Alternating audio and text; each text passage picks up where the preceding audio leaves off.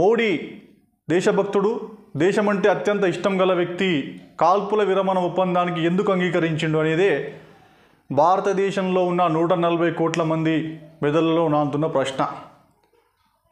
ఈ సీజ్ఫైర్ అగ్రిమెంట్తో పాటు భారతదేశాన్ని నాశనం చేయాలనుకుంటున్న పాకిస్తాన్ ఉగ్రవాదులను దేశానికి అప్పచెప్తారా?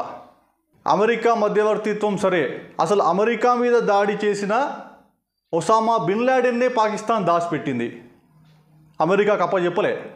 తర్వాత అమెరికా దొరకబట్టి మట్టు పెట్టింది. అమెరికాకే ఉగ్రవాదులను ఇయ్యని పాకిస్తాన్ భారతదేశానికి ఉగ్రవాదులను అప్పచెప్పగలుగుతుందా? అదేవిధంగా ముంబై దాడులలో ప్రధాన సూత్రధారి అయిన హెడ్లీ ఇప్పటిదాకా అమెరికాలోనే ఉన్నాడు. సో ఏ రకంగా చూసినా కాల్పుల విరమణ ఒప్పందం అనేది చాలామందికి అర్థం కాని ఒక సందిగ్ధ దశలో ఉన్నది. ఏ షరతులు, ఏ కండిషన్స్, ఎట్లా అనేది చాలామంది భారతీయుల మెదళ్ళలో తొలుస్తున్న ప్రశ్న.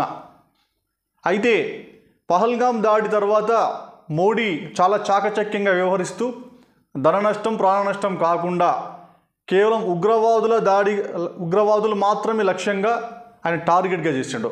ఉగ్రవాదులు మాత్రమే తన లక్ష్యం అని చెప్పి పాకిస్తాన్లో ఉన్న లేదా పిఓకేలో ఉన్న 9 ఉగ్ర స్థావరాల మీద దాడి చేసిండు. అవి సక్సెస్ఫుల్గా 100 మందికి పైగా ఉగ్రవాదులను చంపేసిండు.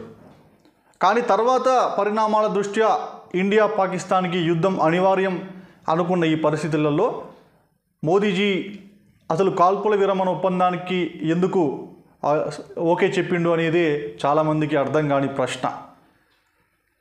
అయితే మోదీజీ కాల్పుల విరమణ ఒప్పందానికి ఓకే అన్న తర్వాత పాకిస్తాన్ డీజీఎంఓ కూడా ఇండియా డీజీఎంఓతో మాట్లాడడం జరిగింది. కానీ వక్రబుద్ధి పాకిస్తాన్ 3 గంటల లోపట్నే సీజ్ ఫైర్ ఒప్పందాన్ని తుంగలో తొక్కింది, యథావిధిగా డ్రోన్లతో దాడి జరిపింది.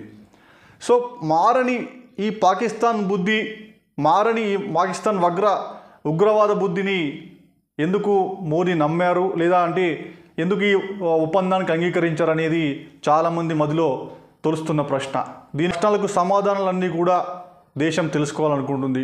Nation wants to know what is ceasefire agreement.